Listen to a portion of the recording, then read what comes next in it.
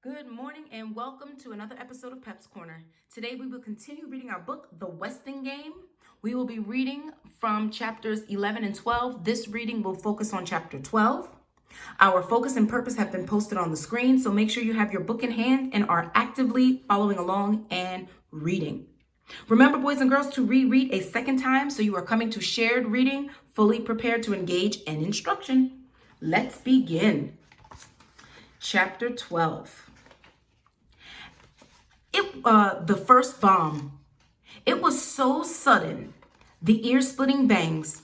She screams. The confusion. Theo and Doug ran into the kitchen. Mrs. Theodorakis ran out. Her hair, her face, her apron were spattered with dark, dripping red.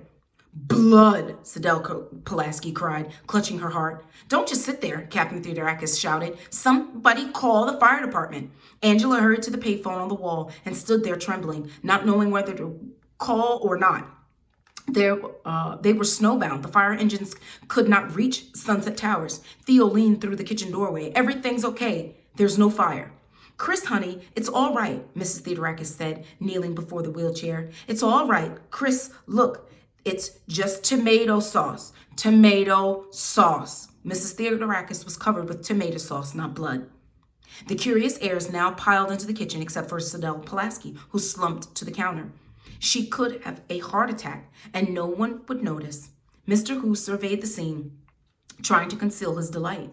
What a mess, he said. That row of cans must have exploded from the heat of the stove. The entire kitchen was splattered with tomato sauce and soaked in foam from the fire extinguishers. What a mess.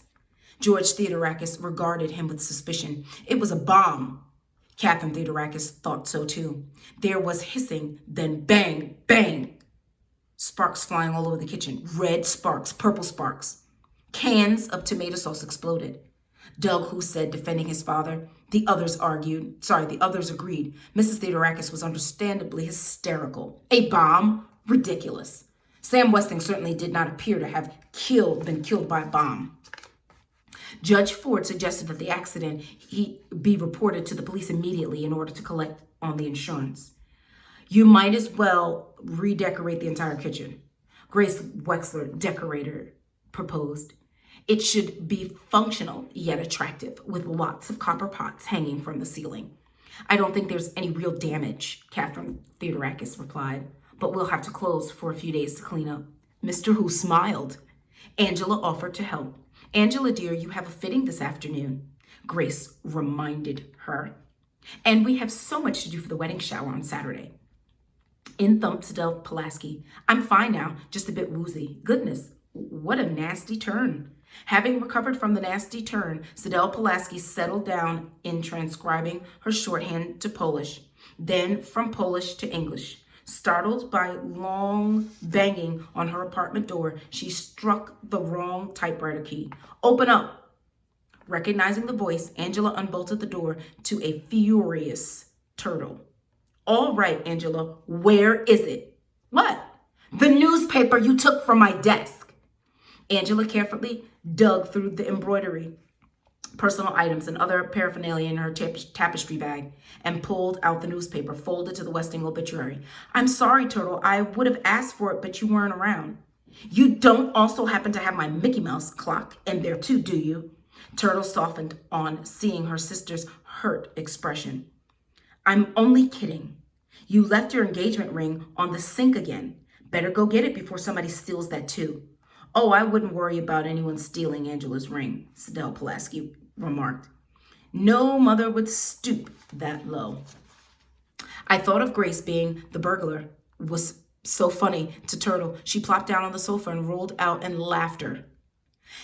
It felt good to laugh. The stock market had fallen 5 points today. Angela, please tell your sister to get her dirty shoes off my couch. Tell her to sit up and act like a lady.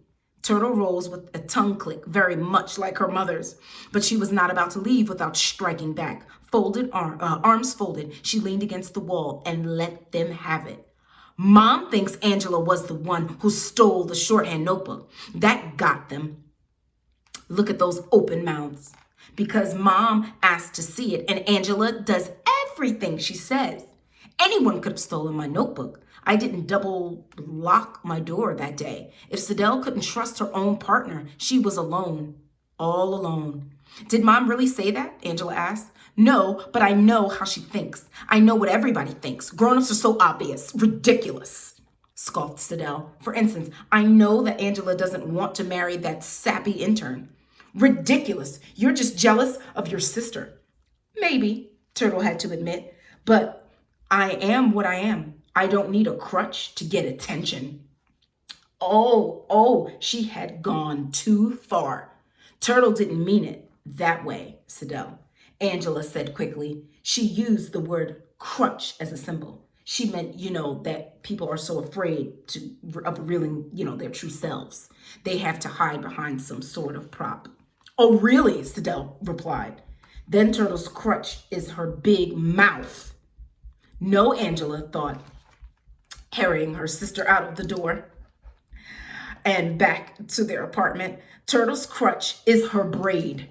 The newspaperman called again to say he had found some photographs taken at the Westing parties 20 years ago. One of those names appeared in a caption as Violet Westing's escort. George Theodorakis. Go on, the judge said. That's all. He promised to send her clippings in the Westing file as soon as he was shoveled out. The judge now knew of 4 heirs with Westing connections. James Hu, the inventor. Theo's father, her partner. Sandy McSuthers, who had been fired from Westing Paper Mill. And herself. But she had to learn more, much more about each one of the heirs she had hoped to protect from the victim of Sam Westing's revenge. She would have to hire a detective, a very private detective, who had not been associated with her in her practice or in the courts. J.J. Ford flipped through the yellow pages to investigators-private. Good grief, her finger stopped near the top of the list. Was it a coincidence or dumb luck? Or was she playing right into Sam Westing's hand? No choice but to chance it. The judge dialed the number and tapped her foot impatiently, waiting for the answer. Hello? If you're looking for a snowbound private investigator, you've got the right number. Yes, she had the right number. It might be a trick, but it was no coincidence. The voices were one and the same.